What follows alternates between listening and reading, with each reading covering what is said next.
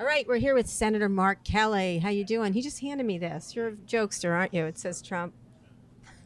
My brother. Yeah, your brother. The Sent me a funnier bunch one. of those, The funnier apparently. one. Yeah, he is funnier. He wants me to hand those out. Yes, and you're doing it. You're the first one. Oh, You're all the right. first Well, here, I recipient. got it. Well, thank you so much. I'm going to keep passing it along like a virus.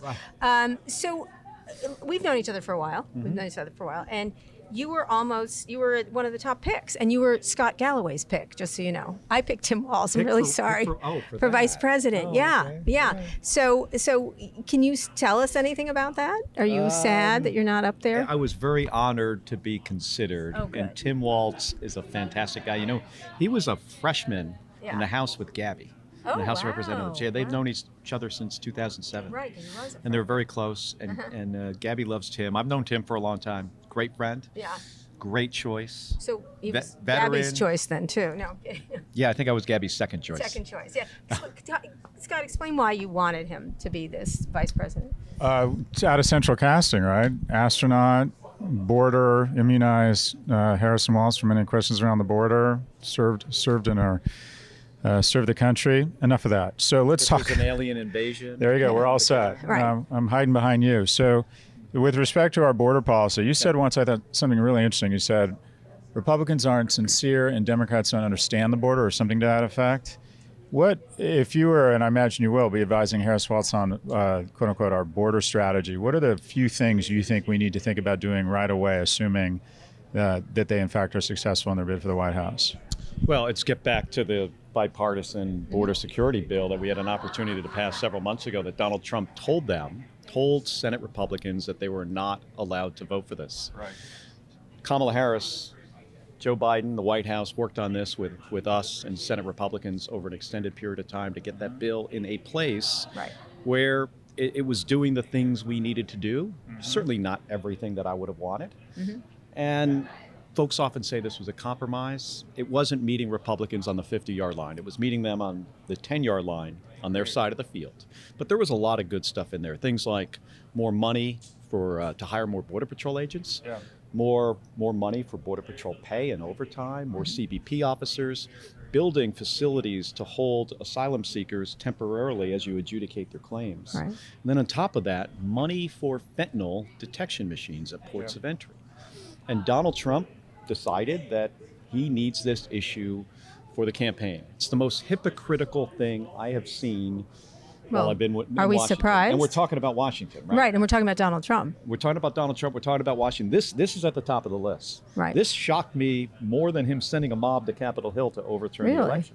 Yeah, to talk about this issue all the time, and we finally have a bipartisan agreement to do something really positive on border security, and he tells them no.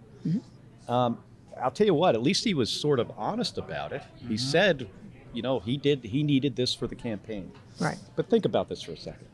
There was money in there for fentanyl detection machines to buy more of them.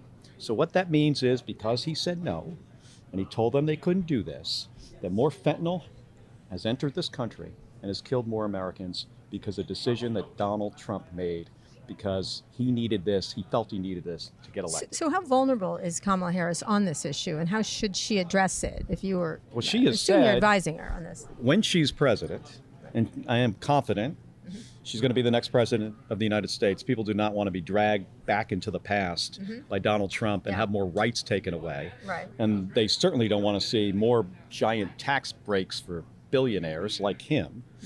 So when she's president, she has said she would sign this legislation. And my hope is that once Donald Trump is, he's sent off to the dustbin of history here, or the golf course, whichever he prefers, that we will have an opportunity with Republicans to bring this legislation back. Maybe we can make some changes to it. I would love to see some more immigration reform in there, pathway to citizenship for dreamers and other things. But if it just came back in the form that it was in, she said she would sign it. Right. So is that her most vulnerable area, or is there an area, what are you most worried about? And then what do you think is the most positive part of what she's doing here? Besides, she's the incumbent, but she feels like the change agent, right? Even though she's in office right now. Well, 100%, because she's the person that's going to be sticking up for everyday Americans and families, bringing down the cost of housing, bringing down the cost of childcare. She led on the Inflation Reduction Act, which brought down the price of prescription drugs for seniors to $2,000 out of pocket a year, insulin at $35 a month. So on issue after issue, she wants to move our country forward. What does Donald Trump stand for? He took away reproductive rights from women. And in Arizona, what that means is they've been bouncing back and forth between the one 18 abortion ban and another, like back and forth. So he did that. He gave a $1.7 trillion tax cut to the wealthiest Americans and big companies. And he shredded our alliances around the world. I think those are the three things at the top of the list you could put that he was, what he really stood for, what his administration stood for. And when you look at, what she stands for, I mean, the contrast could not be more clear. I was just And speaking yet to, it's very close. statewide elections in battleground states are often very close. So I would expect it to be close. This election's going to be close. We had 15,000 people in Glendale the other day, and the amount of energy for her, for Tim Walz, off the charts. Never seen anything like that. Now it's our job, mine included, to take that energy, turn it into votes. And we can do that in Arizona. She can win in Arizona. She can win in battleground states, and she's going to be our next president. The other option is, and I was about to mention, I just went and talked to a bunch of veterans. So Army, Navy, Air Force, Marine Corps, Guardians, I think there maybe been a couple of them in there. The way he regards veterans like myself, I don't think, in the history of our country, we've had a president with such a low regard for people like me that have served our country, calling them war dead. John McCain on. He was John McCain and every single service member who has died defending our country, he thinks they're a sucker or a loser. What he said about the Medal of Honor just the other day, Medal of Freedom, better than the Medal of Honor because you don't have to get shot up with a bunch of bullets or killed. I mean, his level of regard and his sense of what it means to serve this country, I don't think you can walk around and find somebody randomly on the street that has such a low level of consideration and regard to service members than Donald Trump. Scott? So you're one of a handful or a small number of people that have actually been to space. And I don't mean the Kármán line, I mean actual space. And now we have one man who controls satellites. I was going to ask, but go ahead. Yeah. Elon Musk? All right, I stole your thunder. Go ahead. And the majority of space launches now are funded privately. Yeah. There's some good things about that. There's some bad things about that. How do you feel about our space program ultimately becoming a private enterprise? So when President Obama was in office and made this decision to transition from big government programs to really a smaller commercial model, giving private industry some money to kind of get started, and then allowing them some space, and allowing them to be innovative. I didn't think it was going to work. And when SpaceX said they were going to orbit a vehicle for the first time, I didn't think that was going to work. It's really, really hard to do. This is something countries normally do. You got to give SpaceX a ton of credit. I mean, they have been wildly successful and have even changed the economics of launching stuff into orbit. Yeah, no, SpaceX Karen is the best, Elon, but go ahead. That's my name. Yeah. That's what you call them? Yeah, SpaceX Karen, yeah. Okay, I haven't heard that. Yeah. I mean, the company is just incredibly successful, and you got to give him a ton of the credit. And right? He the started CEO, company. Gwen Gwen Shotwell. Their engineers.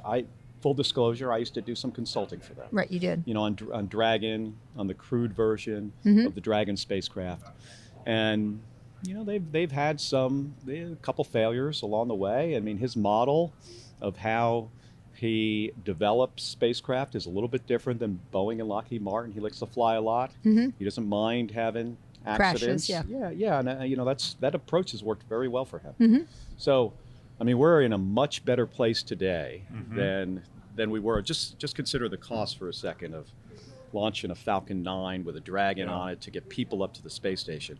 It's about a tenth of the cost of what it was when I flew the space shuttle 4 times to the space station.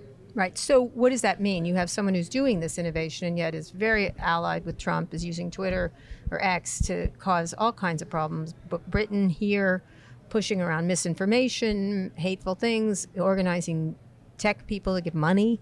Although there's plenty of tech billionaires who are on the Democratic side, but still. Yeah, I mean, obviously that stuff concerns me, and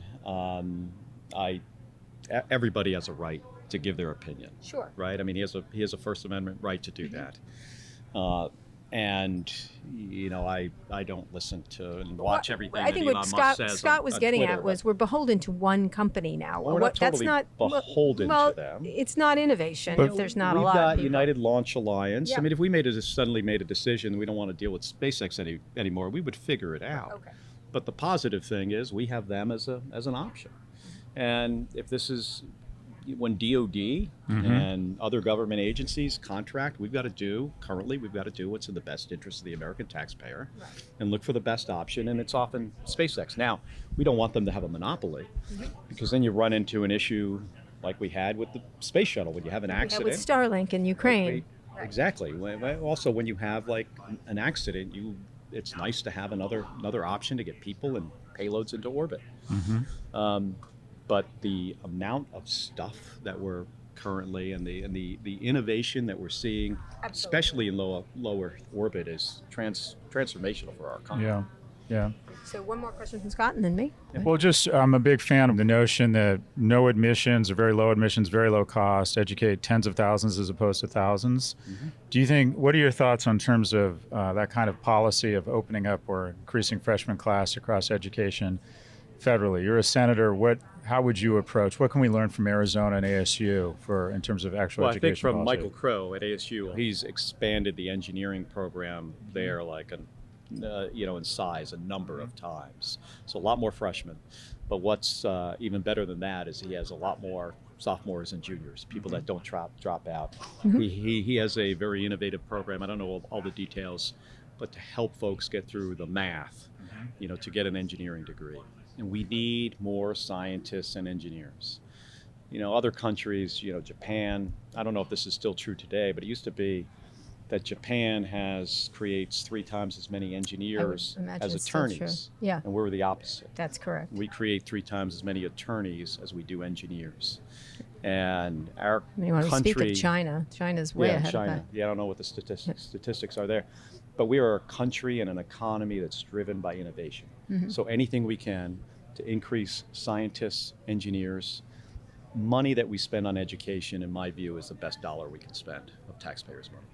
So we get it back. So final question, Arizona is one of the battleground states, and if Kamala Harris, she has a number of paths to win, and Arizona, a lot of them go through Arizona. Yep. How is the race for Senate sizing up? Does that matter, Kari Lake versus Ruben Gallego?